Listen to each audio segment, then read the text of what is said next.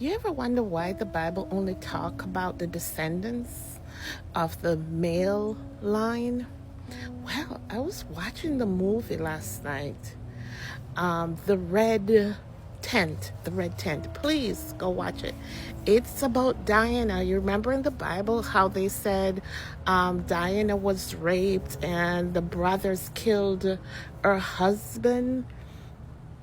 And no one ever heard about what happened to Diana after that. But anyway, watching that, all of Jacob's wife and all of that, how they have their own tent. They had their own tent. And not only that, they worshipped their own gods. They worshipped their own gods. So, are we saying that only the men were worshiping the God of the Bible? Yahweh? Was that the men God? But what you're seeing right here, Nana, they were worshiping Nana. I'm not going to say they were worshiping Nana because they think Nana was nature.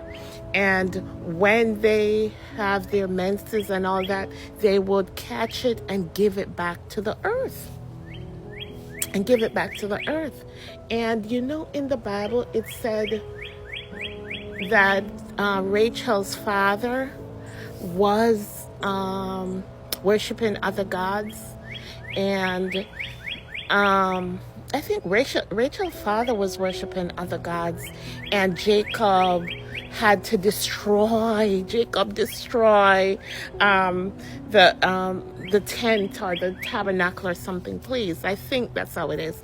But in that movie, it was the woman who were worshiping Nana.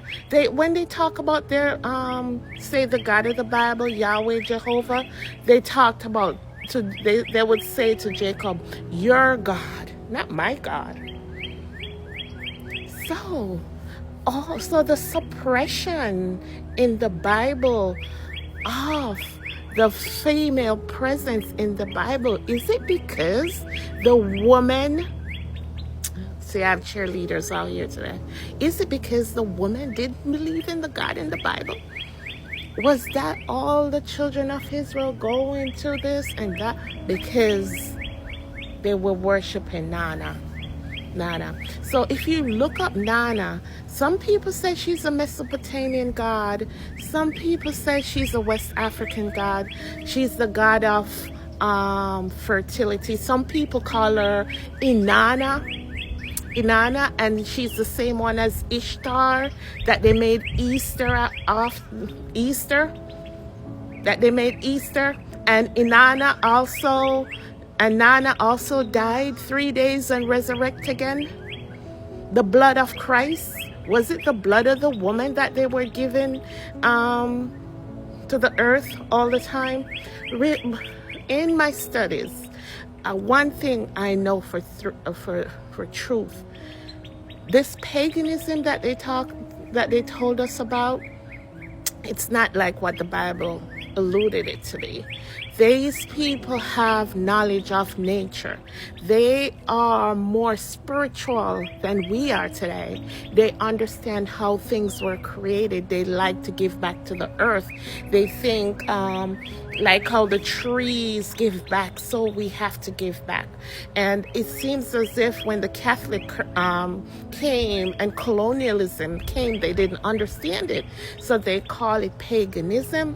They call it idolic, because Nana, they call her voodoo. She's a voodoo witch and all of that, because things that they do not understand, they give it evil. They like to make it evil. So I'm convinced, even though I know the Bible is not physical, but I think the woman was not in the Bible. I know they bring in Deborah and all of them. Listen, he called, and the women were not worshiping Yahweh, Jehovah, the God of the Bible, as the men were. But did they respect their husband's religion? They respected their husband's religion. Because remember, it's not like now, or it seems as if it's in the, and I'm just going by the movie, the women only slept with their husbands on certain times of the month, and then they're more together. The women are more together, and they worship their Nana. They worship their Nana, and yes, Jacob did destroy their temple, and it's not a physical temple, their shrine, as some may call it. It wasn't the father, it was the ladies. It was the ladies who was worshiping Nana. So I look back at all this because even Rachel, Jacob's mother, was a big oracle. These women were oracles. They predicted everything. They knew everything. They knew what's going to happen. They knew it. They were so in tune with nature. They guided their husbands in their decisions. The men felt freely in asking them direction, even though they weren't even worshiping their husbands' gods. But they respected their husband, and I like the way they said, "Your God." So, Yahweh, Jehovah, was not the God of the woman. It was only the God of the men.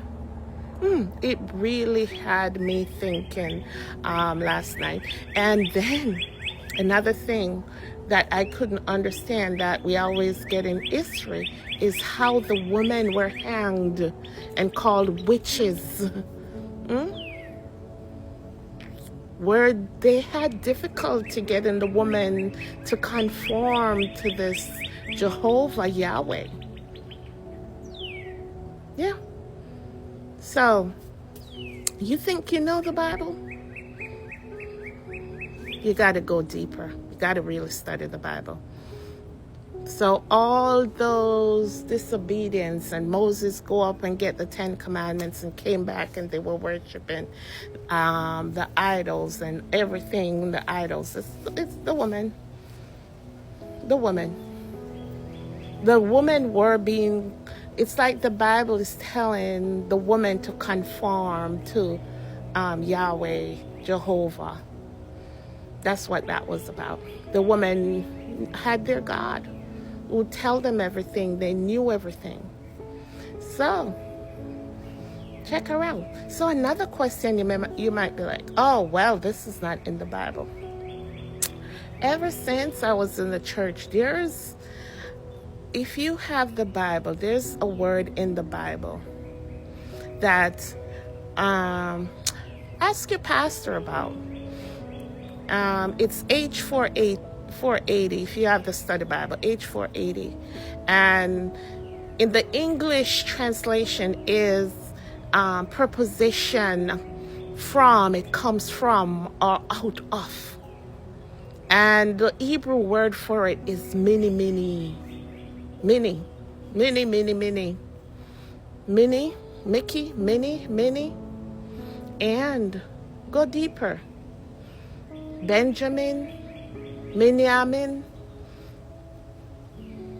Hey, they were hiding the power, that feminine energy in the Bible.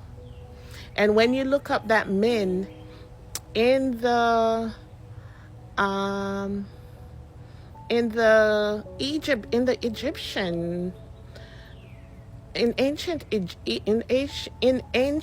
Egypt, that min was, they said he's the god of fertility, but somehow he's walking around, I don't know if I can say this with a extended phallus, penis. So is he god of the fertility if he's a man? And Nana, god of fertility. Inanna, god of fertility. Ishtar, god of fertility. And deeper meaning of the woman with the baby Jesus. And they say this is Mary. This is like